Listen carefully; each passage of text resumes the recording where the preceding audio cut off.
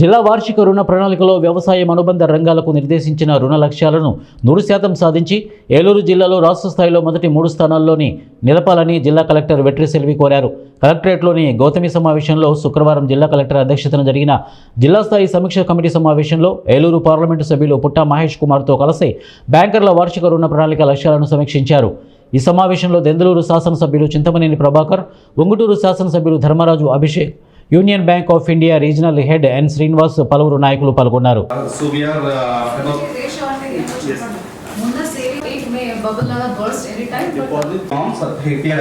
Accepting 100 rupees from the public in particular district, we have to let at least 60 rupees, sir. So that we can say that bankers is doing good means lending. But in our district, it is 193%, sir. It means that good rate requirement is there in our district. Less than 5% NPA rate is good. So our district is doing good in lending, sir. So yes, so next is priority sector target, sir. We have to achieve as per RBI norms 40% of the total lending, sir. So in priority sector also we are more than the benchmark. Sir, 2 columns are there. If you see the first is including previous year's loans. అందులో ఎన్ని percentage చెప్పండి అంటే MSME. So ఇదే మనం government level లో కూడా focus చేస్తున్నాం. So CCRC code loans A category BR CI category loans మేము ఏ కలెక్ట్ చేసినప్పుడు రెస్పాండ్ అవుతున్నాం madam. And one more submission sir, we have done కలిపి ఒక క్లస్టర్ ఉంది sir. we have 7 clusters. So before conducting this meeting we have completed all 7 notification की come from department. మీ దగ్గర నుంచి నోట్ పంపించారు. నేను నోట్ నాకు అగ్రికల్చర్ మినిస్టర్ తో మాట్లాడతా అండి. మీరు నాకు పంపిస్తే నేను మినిస్టర్ గారికి పంపిస్తాను. క్రాప్ వైస్ ఇవ్వండి. ఏది మనకి ప్రైస్ కూడా ఉందా?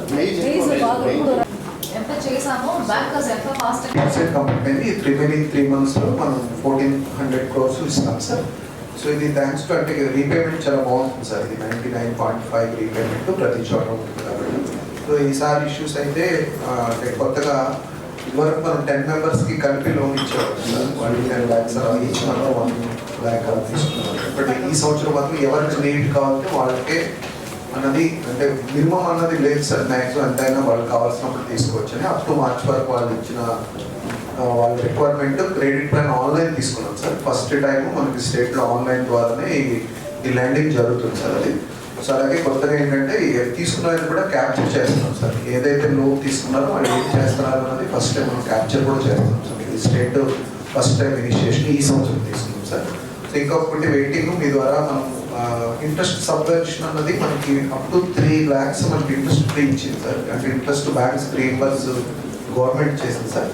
మరి ఆల్రెడీ సీఎం గారు 10 lakhs అదే సార్ అనౌన్స్ చేశారు.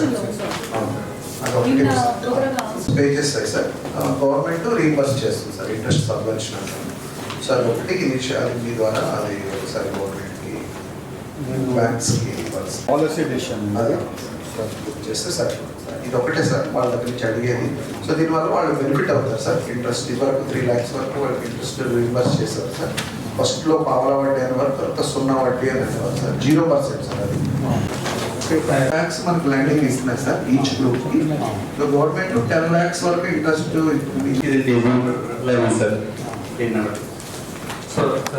పిఎం సూర్య గారి కింద ఫస్ట్ మీటింగ్ నా కాన్స్టిట్యున్సీలో నా ఓన్ విలేజ్లో పెట్టారు. బ్యాంకర్స్ అందరూ వచ్చారు, అన్ని బ్యాంకులు వచ్చాయి. వాళ్ళ స్కోర్ బాగాలేదు, వాళ్ళు అంతకుముందు డిఫాల్టర్స్గా ఉన్నారు. 10 మందో 20 మందో 50 మందో రిజెక్ట్ చేయండి. మేము ఈ మాట కాదంట్లా. బ్యాంకులు నష్టపోతే వ్యవస్థ కుప్పకూలిపోతుంది.